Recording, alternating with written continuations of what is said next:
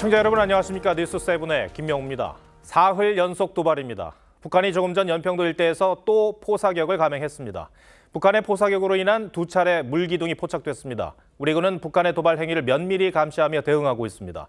오늘도 연평도 주민들은 재난 문자를 받고 불안한 밤을 보내고 있습니다. 먼저 황선영 기자가 보도합니다.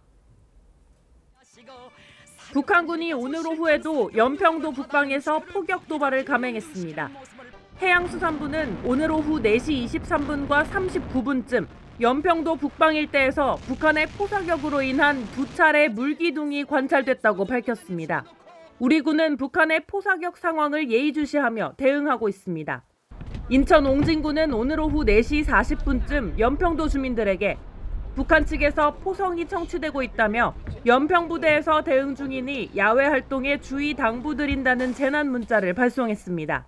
북한은 지난 5일 연평도 등산곳과 백령도 장산곳 일대 해상 완충구역에 200여 발의 포사격을 한 데 이어 어제 오후에는 개머리 진지에서 서쪽 방향으로 60여 발을 쐈고 오늘까지 4일 연속 도발을 이어갔습니다. 특히 지난 5일 발사한 포탄은 NLL 북쪽 7km 지점까지 근접했던 것으로 파악됐는데 과거와 달리 방향이 남쪽이었다는 점에서 위협 수위를 더 높였다는 분석입니다. 남쪽을 향했다라는 행위 자체가 결국 올해의 북한의 도발의 방향을 보여주는 것이 아니겠냐. 우리 군은 그제 북한이 쏜 포탄 200여 발의 2배인 400여 발을 발사했지만 이틀째인 어제 도발에는 대응 사격을 하지 않았습니다. 발사 방향이 남쪽이 아닌 북쪽과 서쪽으로 수위를 낮췄다고 판단한 데 따른 겁니다. TV조선 황선영입니다. 이처럼 북한이 새 벽도부터 사흘 연속 도발을 하며 도발 수위를 끌어올리고 있습니다. 특히 오늘 도발 전에는 김여정 명의의 담화를 내고 포사격이 아니라 포성만 낸 것이라며 변칙적인 기만절수까지 폈습니다. 포격이 아닌 다른 형태의 도발이 있을 수 있다는 관측도 계속해서 나옵니다. 한층 심화된 북한의 도발 배경은 정민진 기자가 전해드립니다. 북한 김여정 노동당 부부장은 오늘 담화를 통해 어제 해안포 포성은 발파용 폭약을 터뜨린 것이라며 망신을 주기 위한 기만 작전이었다고 주장했습니다. 실제 포는 쏜 게 아니라 포성을 모방한 폭약을 터뜨렸다는 건데 우리 군의 탐지 능력을 시험하려는 것으로 보입니다. 합참은 북한 주장은 수준 낮은 대남 심리전이라며 긴장 고조 행위를 즉각 중단하라고 촉구했습니다. 김정은은 지난 연말 노동당 전원회의에서 남북을 동족이 아닌 적대적 두 국가 관계로 규정했습니다. 남수선 전 영토를 평정하기 위한 대사변 준비에 계속 박차를 가해 나가야 하겠습니다. 지난 5일엔 서해 NLL 코앞까지 포사격을 한 뒤 동족이라는 개념은 자신들의 인식에서 삭제되었다고 위협했습니다. 정부는 북한 내부의 불만을 분산시키기 위한 전략으로 분석하고 있습니다. 여전히 만성적인 식량난에 직면해 있는 것이 사실입니다. 권력 세습에 대해서도 굉장히 부정적인 인식을 갖고 있습니다. 총선이 다가올수록 북한의 도발 수위가 더 높아질 거라는 우려도 나옵니다. TV조선 정민진입니다. 총선을 앞두고 민주당 내부가 급박하게 돌아가고 있습니다. 민주당 비명계 모임 원칙과 상식 소속 의원 4명이 이번 주 탈당 선언을 하는 것으로 파악됐습니다. 오늘 오전 5.18 광주 민주묘지를 찾은 이낙연 전 대표도 이번 주 탈당 기자회견을 예고했습니다.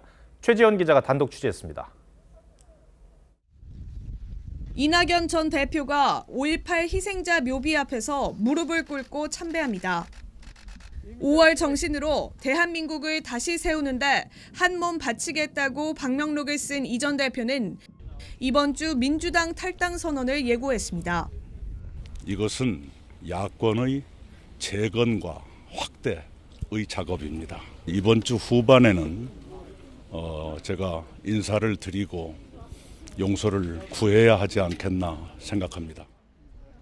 이 전 대표 측은 오는 12일쯤 당을 떠나는 이유를 밝히는 기자회견을 열 계획이라고 했습니다.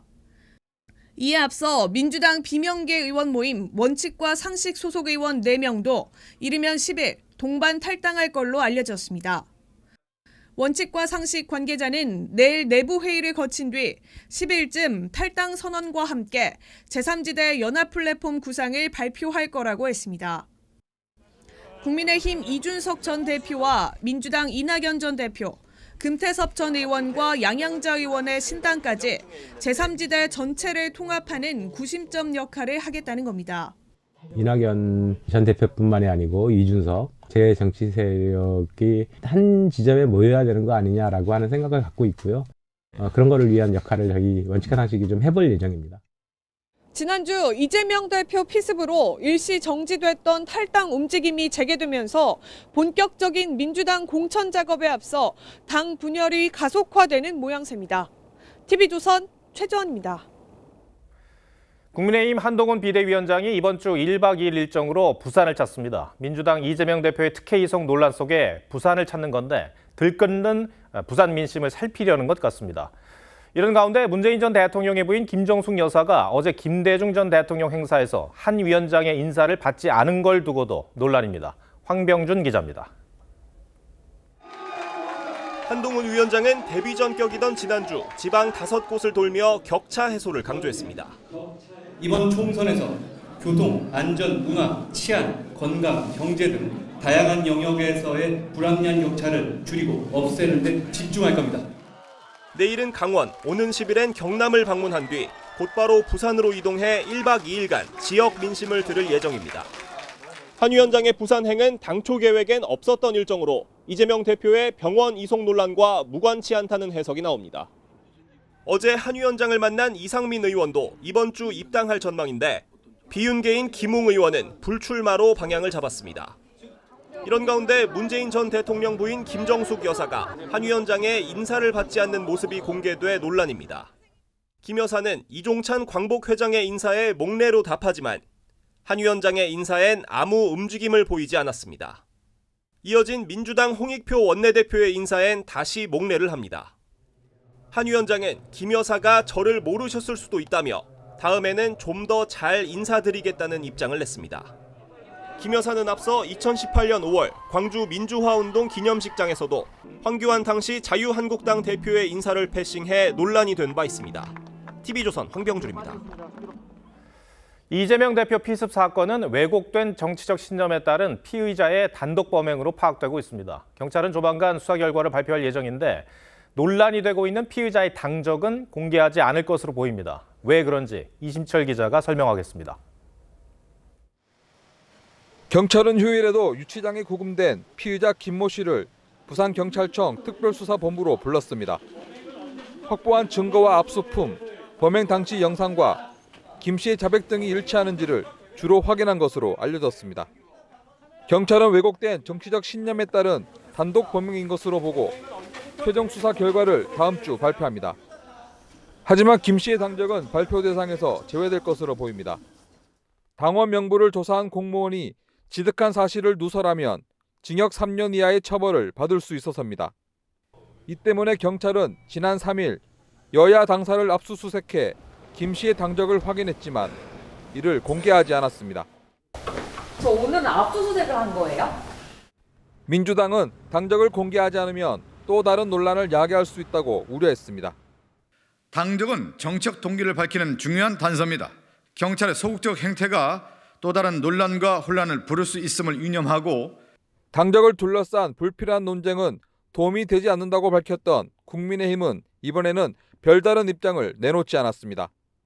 경찰은 이르면 내일 당적을 제외한 김 씨의 이름 등 신상 정보를 공개할지 논의합니다. TV조선 이심철입니다. 어제가 가장 춥다는 소환이었는데 오늘이 소환인 것 같습니다. 그동안 비교적 포근했던 날씨라 더 춥게 느껴졌습니다. 특히 바람까지 강하게 불어 몸이 움츠러들었는데 소환 같은 오늘 하루 풍경을 노도일 기자가 담아왔습니다. 내린 눈이 얼어붙어 춥게만 보이는 도라르방 조각. 모자에 목도리까지 중무장한 시민들은 행여 넘어질까 빙판이 돼버린 인도를 종종 걸음으로 지납니다. 휴일인 오늘 서울 등 중부지방 대부분은 수은주가 하루 종일 영하권에 머물렀습니다. 찬바람까지 강하게 불어 더 춥게 느껴졌습니다. 눈 오고 나서는 길도 많이 얼어있고 많이 추운 날씨가 계속된 것 같아서 많이 한 3-4겹은 껴입어야 하는 것 같고 모처럼 찾아온 겨울다운 날씨에 겨울 축제장을 찾은 관광객들은 신이 났습니다. 두꺼운 빙판 위에 구멍을 파고 산천어를 낚으려는 관광객들은 추위가 반갑기만 합니다. 날씨가 추워도 충분히 재밌고 충분히 즐길 수 있었습니다. 한동안 계속된 포근한 날씨로 얼음이 제대로 얼지 않으면서 강원 지역 겨울 축제는 차질을 빚어왔습니다. 날이 추워 물이 꽁꽁 얼면서 이곳 화천천 얼음 두께는 23cm를 넘겼습니다. 평창의 한 스키장에서는 곤돌라가 멈춰 이용객 64명이 추위 속에 공중에 고립됐다 30여 분 만에 구조되기도 했습니다. TV조선 노도일입니다. 네, 해가 지면서 기온이 더 떨어졌고 내일 아침은 더 춥다고 합니다. 얼어붙은 도로가 많아 출근길 교통안전과 건강 유의하셔야겠습니다. 서울광장 스케이트장에 나가 있는 취재기자 연결하겠습니다. 자, 임사인 기자, 지금은 기온이 얼마나 떨어졌습니까? 네, 해가 저물면서 현재 서울의 기온은 영하 6도로 내려갔습니다. 강한 바람에 체감온도는 5도나 더 낮은 영하 11도에 불과한데요. 제 뒤로 보이는 스케이트장에는 아직 많은 시민들이 방한용품으로 무장한 채 휴일을 즐기고 있습니다. 이번 추위는 북서쪽에 찬 공기가 남하하면서 시작됐는데요. 잠시 후 밤 9시에는 경기 가평, 강원 평창, 충북 충주, 경남 하동 등 전국 곳곳에 한파주의보가 발령됩니다. 밤을 지나면서 수온주는 더 떨어져서 내일 아침에는 한파가 절정에 달하면서 출근길 강추위가 예상됩니다. 아침 최저기온은 서울 영하 10도, 춘천 영하 13도, 대구 영하 7도, 부산 영하 5도로 제주를 뺀 전국이 영하권에 머무르겠습니다. 내일 오후부터는 기온이 다시 오르며 평년 수준을 회복해갈 것으로 보이는데요. 낮 최고 기온은 인천이 영하 1도, 서울과 춘천이 0도, 대구 4도, 부산 6도로 예상됩니다. 화요일에는 전국 대부분 지역에 눈이나 비가 내리겠습니다. 서울광장 스케이트장에서 TV조선 임서인입니다.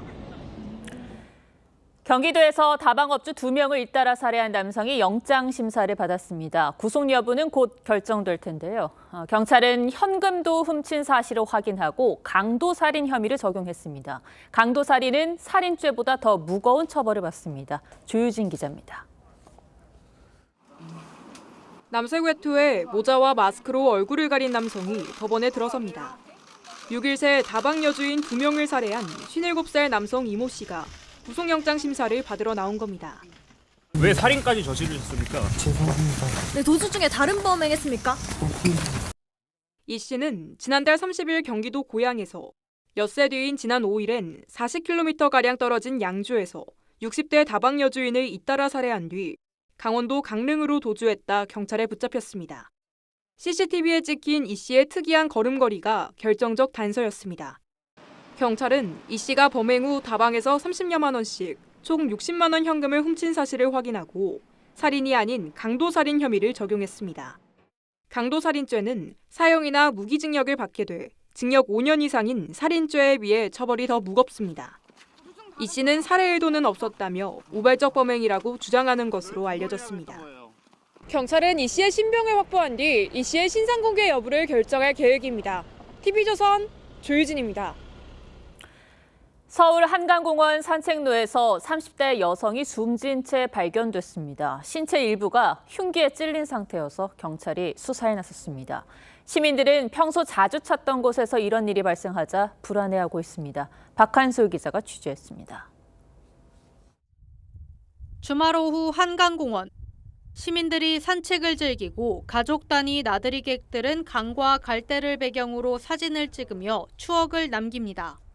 그런데 어제 저녁 8시쯤 이곳에서 한 여성이 의식을 잃은 채 쓰러져 있다는 신고가 접수됐습니다. 산책을 하던 시민의 신고를 받고 출동한 경찰은 흉기에 찔린 채 숨진 여성을 발견했습니다. 경찰 조사 결과 숨진 여성은 경기도 이천에 사는 30대 A씨였습니다. A씨는 어제 오후 1시쯤 집을 나온 뒤 대중교통을 타고 저녁 7시 반쯤 공원에 도착한 것으로 파악됐습니다. 경찰에 따르면 A씨는 집을 나온 뒤 접촉한 사람이 없었습니다. 또 A씨가 공원에 들어간 뒤 경찰에 신고가 접수될 때까지 현장을 드나든 사람도 없는 걸로 파악하고 있습니다. 평소 즐겨 찾던 공원에서 벌어진 일에 시민들은 충격을 받았습니다. 저희가 생활하는 공간에서 이런 일이 벌어졌다는 게 무섭기도 하고요. 경찰차가 3대가 와 있더라고. 한 사람은 요 강가에서 해가지고 저 숲까지 요거 줄자로 쟀더라고. 끔찍하죠 뭐. 경찰은 타살 가능성도 배제하지 않고 정확한 사망 원인을 밝히기 위해 국과수에 부검을 의뢰했습니다. TV조선 박한솔입니다. 돈으로 형량을 줄이는 이른바 유전무죄라는 비판을 받는 제도가 있습니다. 1년 전 도입된 형사공탁 특례제도인데요. 피해자의 동의도 받지 않고 일방적으로 법원에 맡긴 공탁금에 과연 관용을 베푸는 게 맞느냐, 이런 비판 여론이 커지자 검찰이 꼼수 감형 시도에는 엄정 대응하겠다고 했습니다. 윤재민 기자입니다. 지난 2022년 만취 상태로 운전을 하다 9살 초등학생을 숨지게 한 30대 운전자 고모 씨. 1심에선 징역 7년, 2심에선 징역 5년이 선고됐는데 재판부는 유족 등의 피해 회복을 위해 고 씨가 낸 공탁금이 양형에 영향을 줬다고 밝혔습니다. 고 씨는 1심 선고를 2주 정도 앞두고 3억 5천만 원을, 2심 선고 10여일 전에는 1억 5천만 원을 법원에 공탁했습니다. 유족 측은 가해자가 유족들과 협의도 없이 기습 공탁을 했다고 반발했습니다. 그 돈이 있으면 낮아지는 거라는 그런 인상도 줄 수 있을 것 같고요. 돈으로 감형을 받는 수단이 되고 있다는 비판에 검찰이 대책을 내놨습니다. 공탁금이 들어오면 검사가 재판부에 선고 연기를 신청한 뒤 피해자가 받을 뜻이 있는지 먼저 확인하기로 했습니다. 또 기습공탁으로 감형된 경우엔 적극 항소하기로 했습니다. 실제로 지난달 음주운전 사망사고 1심 재판에서 검찰은 공탁금 3천만 원을 받지 않겠다는 유족의 의사를 법원에 전달했습니다. 이에 재판부도 징역 10년을 선고하며 공탁을 유리한 양형 요소로 반영하지 않았다고 이례적으로 설명했습니다. TV조선 윤재민입니다. 네, 경복궁 낙서 사건뿐만 아니라 최근 범죄 사건에 텔레그램이라는 메신저가 자주 등장합니다. 이럴 경우 수사당국은 범인 잡기에 난항을 겪습니다. 왜 그런 건지, 또 텔레그램을 이용한 범죄를 막을 대책은 없는지 사회부 안윤경 기자와 따져보겠습니다. 안 기자, 먼저 경복궁 낙서 사건부터 살펴봐야 할 것 같습니다. 이 사건이 발생한 지 20일도 더 지났는데 이른바 이 사건을 지시한 이 팀장 아직 잡히지 않은 거죠? 네, 지난달 16일 경복궁 담장에 낙서를 한 18살 임모군은 3일 만에 붙잡혔습니다. 하지만 임군에게 낙서를 사주한 이 팀장은 아직 체포되지 않았습니다. 불법 영상 공유 사이트를 홍보해주면 300만 원을 주겠다. 세종대왕 동상에도 낙서를 해라 등의 대화가 모두 텔레그램에서 이루어졌기 때문입니다. 경찰이 착수금 10만 원을 보낸 입금자를 찾아냈지만 이 또한 텔레그램을 통한 이 팀장의 거짓말에 속은 경우로 파악됐습니다. 사실 이 텔레그램은 마약이나 성범죄 수법에도 꾸준히 거론되지 않습니까? 네, 맞습니다. 50명이 넘는 피해자가 나온 N번방 사건과 이 N번방을 따라한 L번방 사건에선 텔레그램 단체방에서 성착취물이 유포됐고요. 강남학원가 마약음료 사건도 중국에 있던 총책이 텔레그램으로 한국 일당에게 지시한 걸로 드러났습니다. 텔레그램에서 마약 판매처가 쉽게 검색된다는 이런 문제도 있고 최근에는 텔레그램 본사를 사칭한 피싱 범죄까지 발생하고 있습니다. 네, 저도 텔레그램 사용하면서 피싱 메시지 많이 받았는데요. 안 기자도 텔레그램 사용하죠? 네, 그렇습니다. 저 이렇게 많이들 사용하는 대중적인 메신저가 됐는데도 왜 이렇게 범죄에 악용되는 겁니까? 네, 텔레그램이 보안과 또 익명성을 강조하기 때문입니다. 카카오톡과 달리 텔레그램은 시간이 오래 지나도 내가 보낸 메시지를 상대방 기기에서 삭제할 수가 있습니다.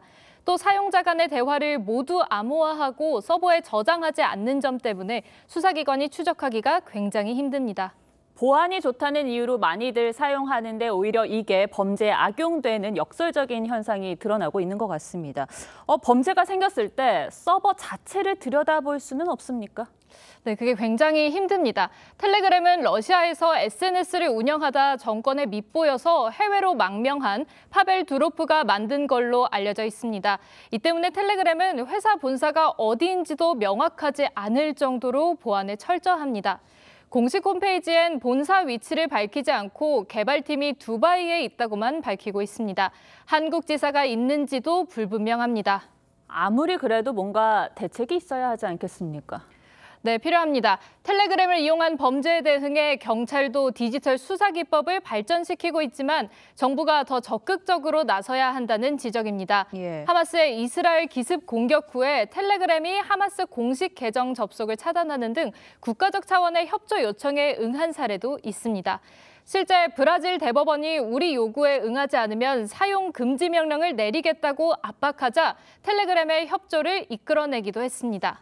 손 놓고 있을 게 아니라 앞선 이 브라질의 사례도 참고해 볼 만한 것 같습니다. 안 기자 잘 들었습니다.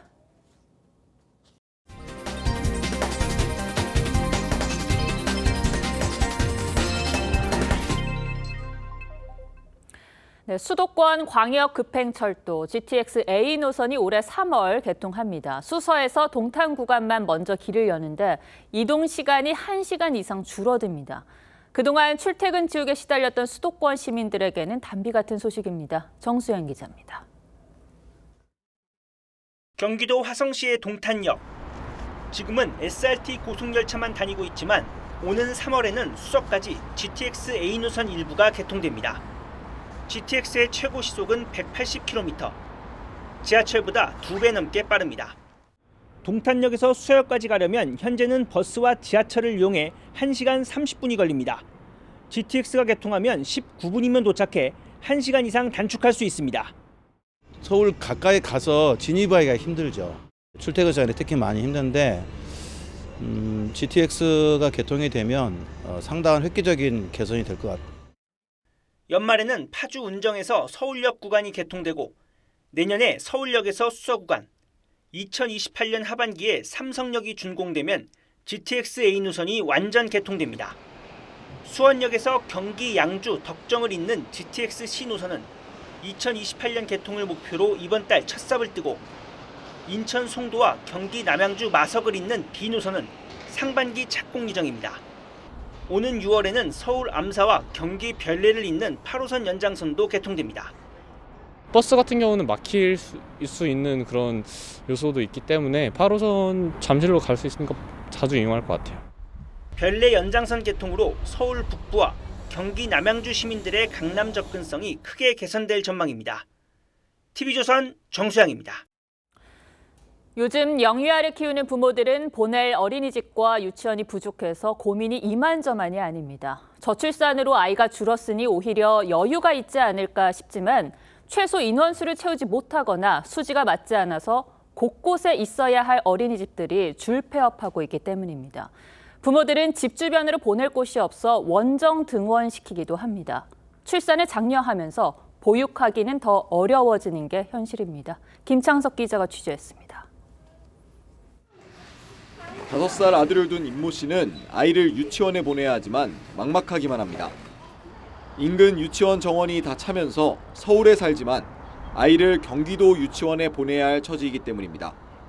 남양주로 가는 아이도 있고 그냥 하남 미사는 그냥 기본으로 가요. 그러니까 서울에 가면은 이제 로또 맞은 것처럼 그냥 운이 좋다, 운이 너무 5살 난 둘째를 어린이집에 보내야 하는 이모 씨도 대기 인원을 보면 한숨만 나옵니다. 217명, 여기도 254명. 답이 없죠.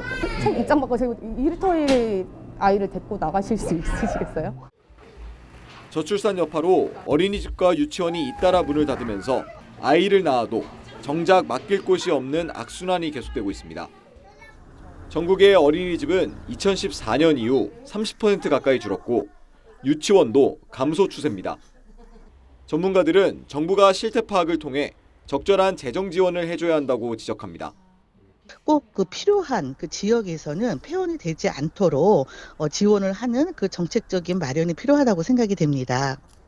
서울시는 올해부터 폐원 위기 어린이집을 지정해 재정을 지원할 계획입니다. TV조선 김창섭입니다. 독감과 코로나 등 각종 호흡기 감염병 유행이 사그라들지 않고 있는데 노로바이러스 감염도 최근 급증하고 있습니다. 특히 영유아들이 많이 걸립니다. 황민지 기자입니다. 7살 로아 군은 나흘 동안 배가 아파 병원을 찾았습니다. 설사 한두 번 하고 그날도 토도 한두 번씩 하고 밥도 잘 안 먹고 그래가지고. 5살 아이는 밤새 구토에 시달렸습니다. 새벽에 12시나 4시쯤 하는 것도 3시쯤에 가면 좋다. 지난달 마지막 주 노로바이러스 환자 수는 268명으로 2달 사이 5배 넘게 급증했습니다. 노로바이러스는 주로 겨울철에서 이듬해 초봄까지 발생하는데 특히 영유아들이 많이 감염됩니다. 환자 절반이 6세 이하였는데 감염 환자의 분변이나 비말 등을 통해 쉽게 전파되기 때문에 집단 생활을 하는 영유아들이 특히 취약합니다. 노로바이러스는 다른 바이러스와 달리 추울수록 활동이 더 활발하고 일상 환경에서도 사흘이나 생존할 수 있어 전염성도 아주 강합니다. 감염되면 구토, 설사 등의 증상이 나타나고 오한 발열이 나기도 합니다. 기저귀를 갈아주다 보면 거기서 이제 아무래도 옮을 수는 있죠. 아무리 손을 깨끗하게 씻는다 해도 이 바이러스가 주로 분변이나 아니면 구토물 이런 데서 발견이 되거든요.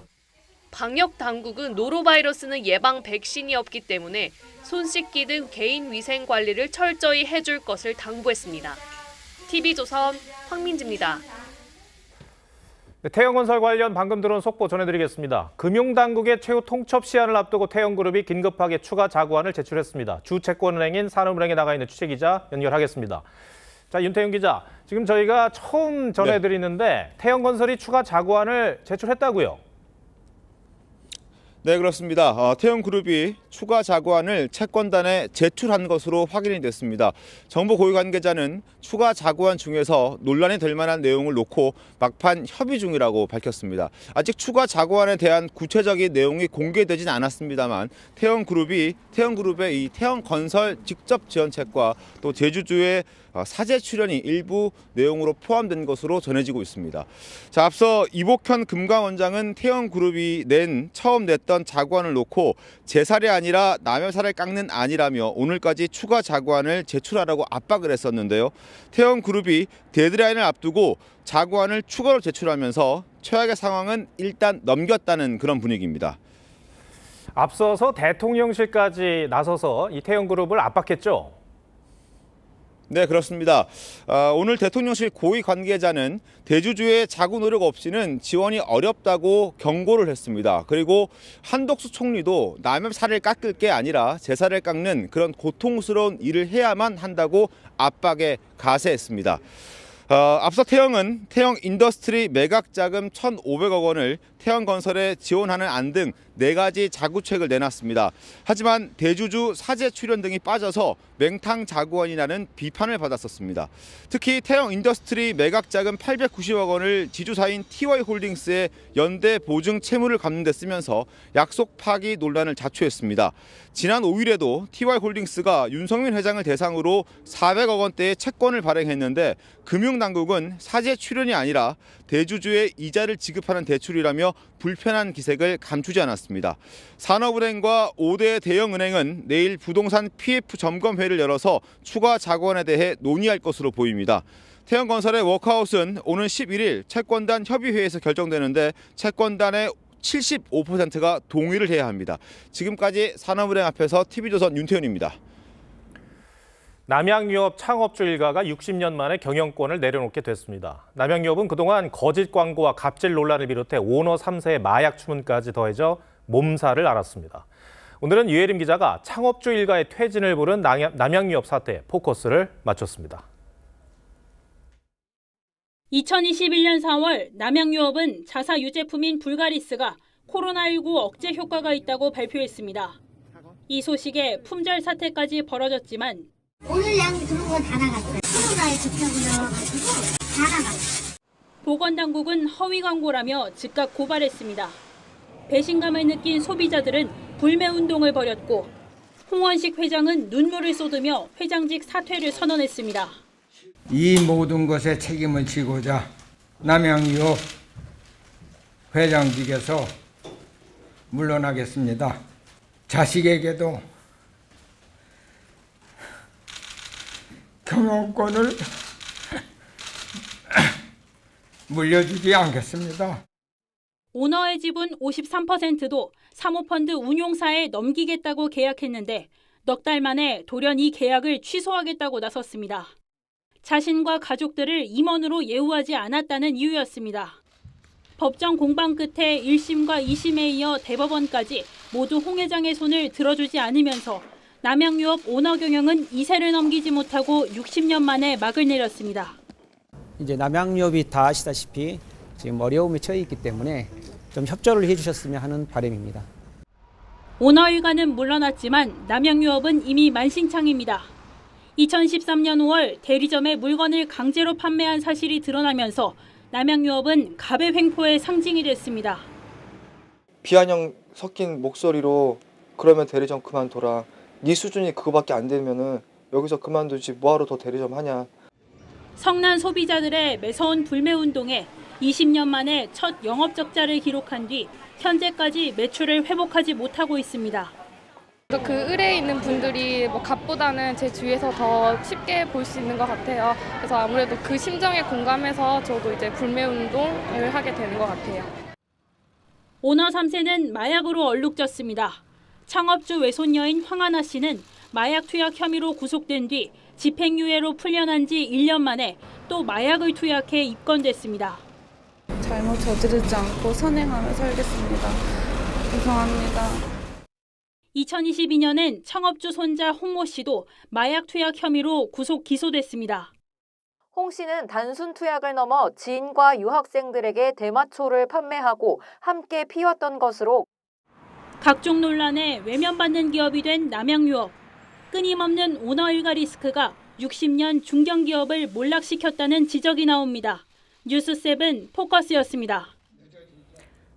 강진이 덮친 일본에서 사망자가 120명 넘게 발생했지만 희망의 불씨가 사라진 건 아닙니다.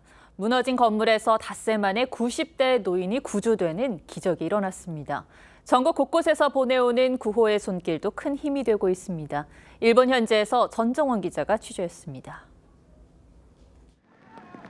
굵은 장대비를 맞으며 구급대원들이 모여 있습니다. 지진이 덮친 스즈시 마을에서 90대 여성이 극적으로 구조됐습니다. 골든타임을 훌쩍 넘긴 124시간 만입니다. 지진으로 인한 사망자는 계속 늘어나고 있고 연락이 닿지 않는 이들도 200명이 넘지만 희망의 끈을 놓을 순 없습니다. 120개 지역 재난의료지원팀은 밤을 새워가며 구호 계획을 세웁니다. 건물 복도엔 전국 각지에서 모인 의료진들의 구호 일지가 빼곡히 적혀 있습니다. 한 줄 한 줄 손으로 쓴 기록에서 사투의 흔적을 고스란히 느낄 수 있습니다. 孤立した地域っていうのが少しずつ減ってきているので、そこに支援が差し伸べることができるようになっているっていうの。 지진 피해를 입지 않은 지역에선 구호 물품을 기부하려는 행렬이 시작됐고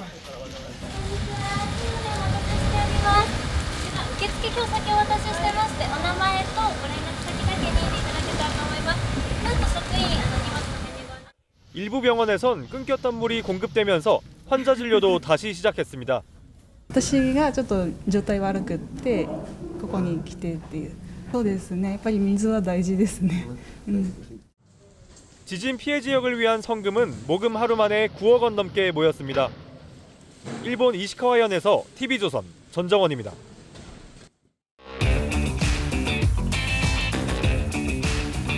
뉴스야 시작합니다. 정치부 이채림 기자 나와 있습니다. 첫 번째 물음표 볼까요? 네, 오늘 첫 번째 물음표는 이준석 신당의 작전입니다. 네, 이준석 전 대표의 창당에 어떤 작전이 있었나요?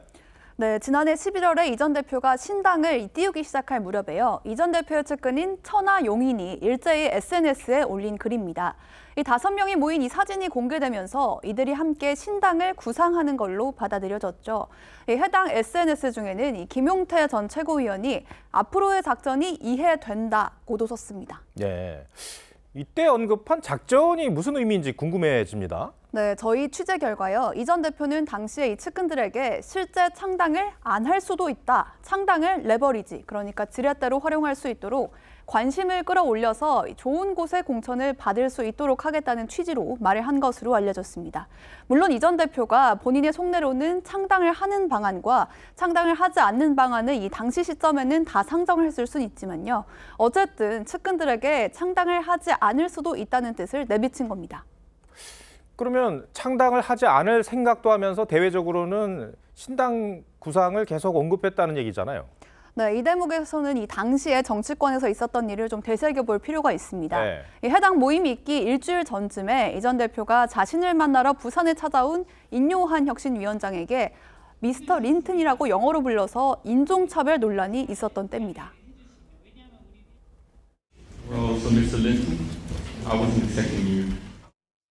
전라도에서 저하고 저 아들도 여기서 태어났는데 100% 한국 사람이 됐는데 영어로 그리고 마치 뭐 외국인 좀 취급하듯이 해서 조금 섭했어요.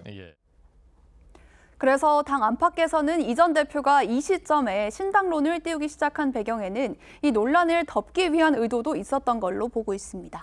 그러면 김용태 전 최고위원이 사실상 결별 선언으로도 볼 수 있는 당 잔류를 택한 것과도 관련이 있을까요? 네, 이 전 대표는 측근들에게 대구 출마도 권유한 것으로 알려졌는데요. 김 전 최고위원은 실제 창당을 하지 않을 수도 있다는 말에 수긍을 했을 가능성이 높습니다. 아직까지 또 창당을 선언한 건 아니니까요. 또 그 과정도 좀 지켜봐야 될 것 같고요. 하지만 지금 시점에서 볼 때 이 전 대표는 실제 창당 작업을 하고 있죠. 김 전 최고위원은 지난 총선 때는 경기 광명에 출마를 했었고요. 이번에도 수도권 출마 가능성이 점쳐지는데요. 신당에 합류를 해서 수도권으로 출마할 경우 국민의힘 후보와 표가 갈라지면서 당선이 더욱 어려워질 겁니다. 아마도 이런 과정을 거치면서 천하용인 대열에서 이탈한 것으로 풀이가 됩니다. 이 전 대표는 뭐라고 합니까? 네, 오늘 통화를 해봤는데요. 이 전 대표는 사실이 아니라면서 그때도 창당 준비를 하고 있었다고 부인을 했습니다. 또 본인과 측근들의 출마 지역도 논의된 게 아무것도 없다 이렇게 설명을 했습니다. 그런데 요 며칠 얘기를 들어보면 측근들의 대구 출마를 암시하는 듯한 그런 얘기를 많이 하지 않았습니까? 네, 신당은 어제 첫 지방 일정으로 대구를 찾았습니다. 그러면서 총선에서 주 전장이 영남 지역이 될 거라고 했고요. 천하람 변호사와 허은하 전 의원의 지역 연고를 강조하기도 했습니다. 천하람 위원장은 대구 출신이고요. 그리고 허은하 의원님도 경일대학교에서 교수를 지내신 바가 있습니다. 그렇기 때문에 여러 가지 연고를 찾아서 TK 출마를 다 결심할 수 있지만은 만약에 이 예측대로 이 전 대표와 측근들이 신당의 후보로 대구에 출마를 한다면요. 국민의힘 후보들과 지지율을 나눠먹는 형국이 되겠죠. 그래서 이 전 대표의 이 작전이라는 것이 결국 수도권과 영남 지역의 신당 후보를 내고 소위 여권의 분열을 지렛대 삼아서 단일화 국면을 유리하게 끌고 가려는 거 아니냐 이런 관측까지도 나오고 있습니다. 네, 알겠습니다. 첫 번째 물음표 정해볼까요? 네, 오늘 첫 번째 물음표 이준석 신당의 작전의 느낌표는 작전주 아닌 가치주로 정리를 해봤습니다. 네. 주식에서 이 작전주라는 거는 세력들이 개입해서 특별한 내실이 없이 몸값만 띄우는 걸 말하죠. 신당에 벌써 4만 명의 당원이 모였다고 하는데요. 개혁신당이 새로운 바람을 일으켜 유권자들의 선택을 받으려면 차별화된 정강정책이나 참신한 인물을 앞세워서 소위 작전주가 아니라 가치주 신당이 돼야 할 겁니다. 네, 알겠습니다. 두 번째 물음표는 뭡니까? 네, 오늘 두 번째 물음표는 내 탓 없는 전직 대통령입니다. 문재인 전 대통령이 어제 김대중 전 대통령 100주년 기념식에서 현 정부를 정말 강하게 비판을 했죠. 그렇습니다. 문재인 전 대통령은 이 세상이 거꾸로 가고 있다면서 이 현 정부를 작심 비판했는데요. 먼저 이 발언부터 들어보시죠. 오늘 우리는 김대중 대통령님 앞에서 부끄럽습니다. 대통령님이 염원했던 세상이 다시 멀어지고 있고 세상이 거꾸로 가고 있습니다. 문 전 대통령은 민생이 날로 어려워지고 있다면서 한반도의 긴장은 고조되고 적대와 보복의 정치로 국민 통합도 멀어졌다고 했습니다. 그야말로 신랄한 비판을 했습니다. 대통령실에서는 반응이 있습니까? 네, 대통령실과 여당 모두 일일이 대응을 하지 않겠다면서 어떤 언급은 하지 않았습니다만은 전 정부의 일로 사법 처리된 사례에 대한 입장부터 내야 하지 않겠냐 이런 반응을 보였습니다. 지난 정부 당시에 집값과 고용률 등의 통계 조작이 감사에서 확인돼서 검찰에서 수사가 하고 있죠. 최근에 윤성원 전 국토부 차관에 대한 구속영장도 청구된 상황입니다. 또 서해 공무원 피살 사건도 전직 국정원장과 이 해경청장 등이 은폐 혐의로 기소를 돼서 재판이 받고 있는 상황이죠. 이런 위법 사안들에 대해서는 아무런 입장을 내지 않으면서 총선이 가까워지니까 이렇게 여권을 비판하는 건 적절하지 않다는 게 여권의 시각입니다. 네, 알겠습니다. 두 번째 물음표도 정리해 주시죠. 네, 두 번째 물음표 내 탓 없는 전직 대통령의 느낌표는 평가와 성찰부터로 정리해봤습니다. 네. 오늘 이 느낌표는요. 최근에 공개된 이 심상정 전 정의당 대표의 인터뷰에서 따왔는데요. 심 전 대표는 문 전 대통령을 향해서 집권기에 대한 평가와 성찰이 생략됐다면서 지금은 서점을 하실 때가 아니라면서 국민에게 평가와 성찰의 결과를 내놔야 할 때라고 직격했습니다. 모든 정부에 과오가 있겠습니다만 우리 정치권의 큰어른인 전직 대통령이 자신을 향한 쓴소리엔 침묵한 채 다른 정부를 향해서만 비판하는 거 동의하는 국민들 많지 않을 겁니다. 네, 이채림 기자 잘 들었습니다.